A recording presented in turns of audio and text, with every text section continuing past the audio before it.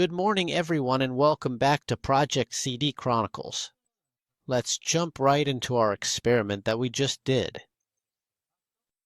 We've already loaded a disk, and as usual, we're going to check out the directory. Obviously, most of you have already figured out what this is about. Anyway, we're going to do load 8 once so we can load the program. And what happens? Of course, this program loads automatically autoload hello world.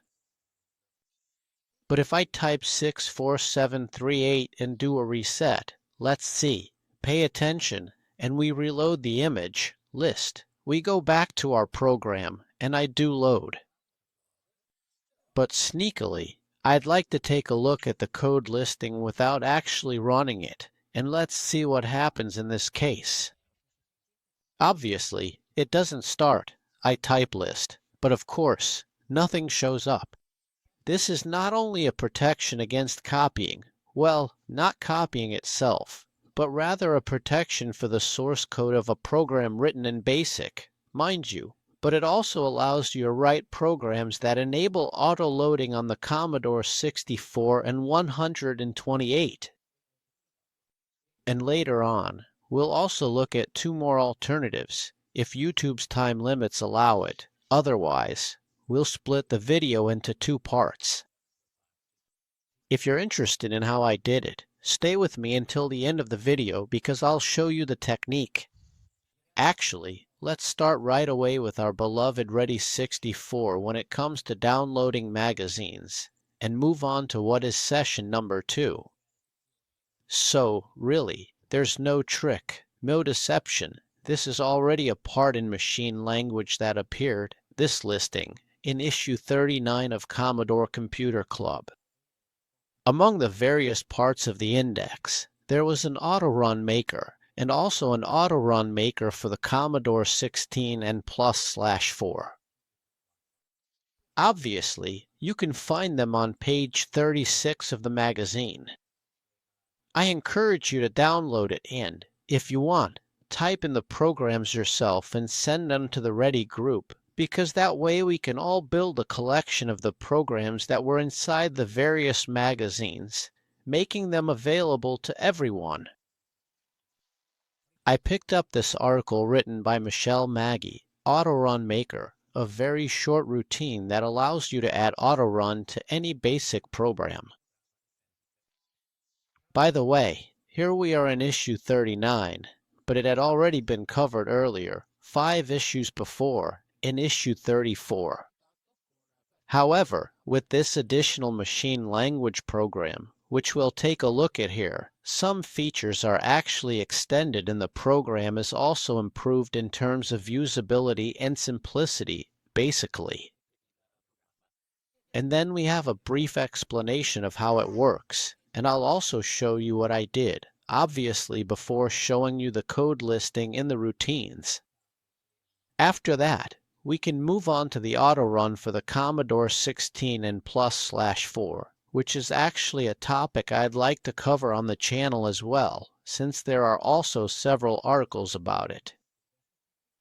Basically, it's similar with just a few small differences. Alright, let's get back to us. Obviously, I've already loaded the disk with the autoload program that I showed you here.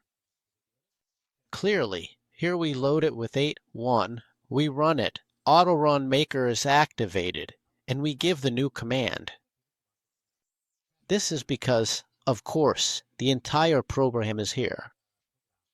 A program in machine language, basically, which here doesn't do anything else except place it, and pay close attention, between memory locations 828 and 914, but we'll talk about that later.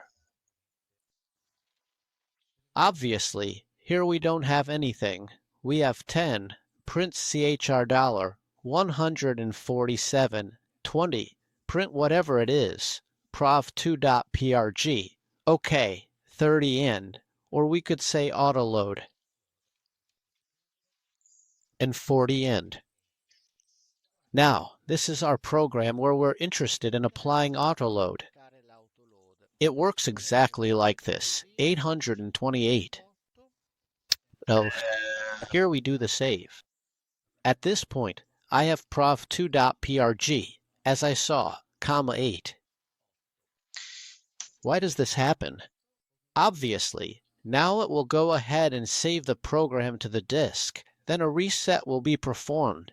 And if we now go to load the program from the machine, we'll see that it behaves exactly like the previous one and will require autoload. This is program number 2, and it works exactly like the previous one. But you must use comma 8, to be able to run it. Why is that? Because, as you can see, it tries to autoload prova2.prg, just like it's done here. So, the program gets launched here because, basically, you see, if I type list, everything resets, because the machine language routine positions itself in a location that's just before the screen memory, and it basically redirects the warm start location.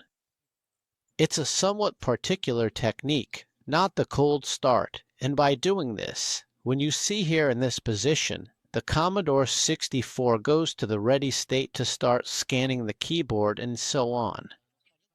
All it does is put R, U, and the character 10, which is the new line, into the keyboard buffer. Then this routine gets activated, and obviously, it's as if we had typed run ourselves, even though we might not actually want to start it. How did we do it? Well, the routine shows us right here. Of course, we have page 37, which is a bit more detailed.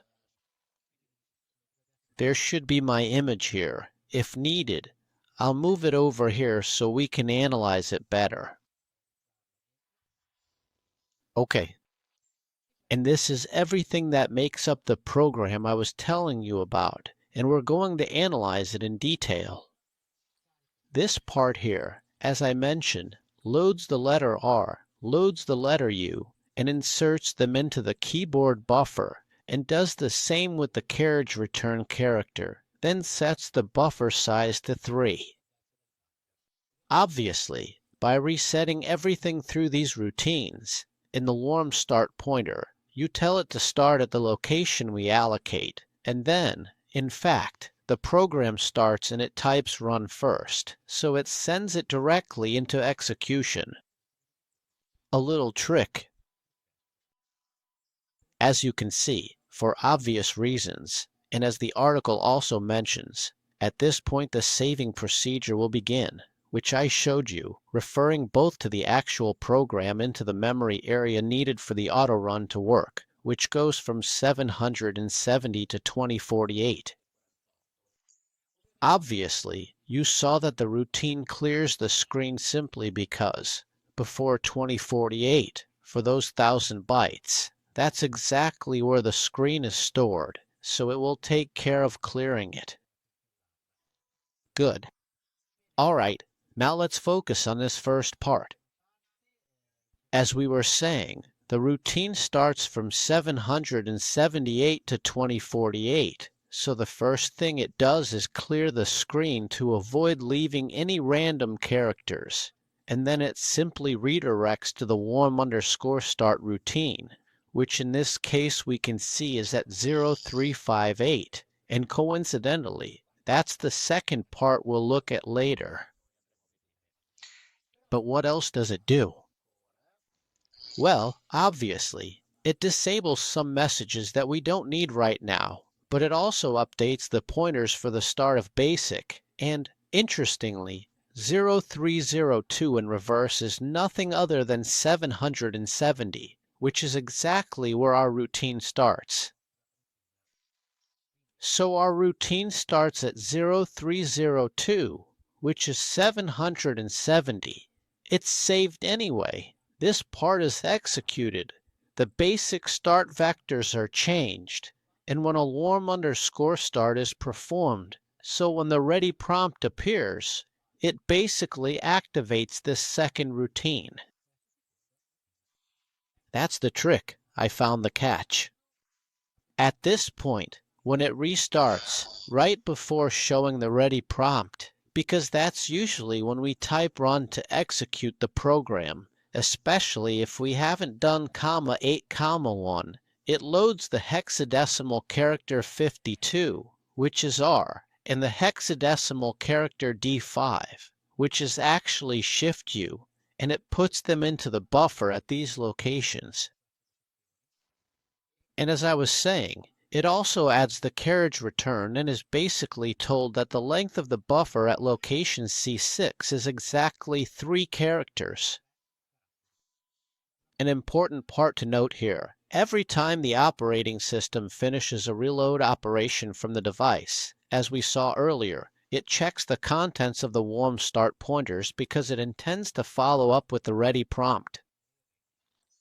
This second part does nothing more than redirect the warm_start pointers, redirect the pointers for what is the list, which is why we couldn't see it, and disable the run/stop and restore keys. So, these are 3 solutions, you could say, hack-proof. And finally, very briefly, after these precautions, it simply clears the screen to start the program and basically calls 2 routines, the ready routine. Why is that? Because once it calls the ready routine, which will print it here, it will actually load our routine and write run to execute it. After that, by resetting everything, our program will be ready to start automatically. Basically, to finish up, but actually, this is the whole point. The pointers to locations 770 and 771, as you can see here, tell the operating system the starting address of the so-called ready routine, which in fact gets called very often. By the way, we've already talked about it. It's the routine that, besides printing the usual ready message, also returns control of the cursor and then carries out what's called the scan routines, meaning it reads from the keyboard buffer. But what did we do to it? With the gets 3, we put the characters R, U, and enter into the keyboard buffer. Okay? By the way, as we've already mentioned, every time the operating system finishes an operation for the reinitialization of the device, it checks the contents for the one start pointer because it's about to execute the ready routine. At this point, all we've done is modify the operating system's pointers, so the operating system itself will think it's executing ready, but in reality, it will be running our own routine. And what is that, really? A hijacking. So that's why the first part of the routine will handle the hijacking, as we've already pretty much mentioned here. And then, that's it, and so on. The last part, a very important detail to remember, is that once the routine has been executed, it's absolutely necessary to reset the pointers to their default values and skip the ready routine.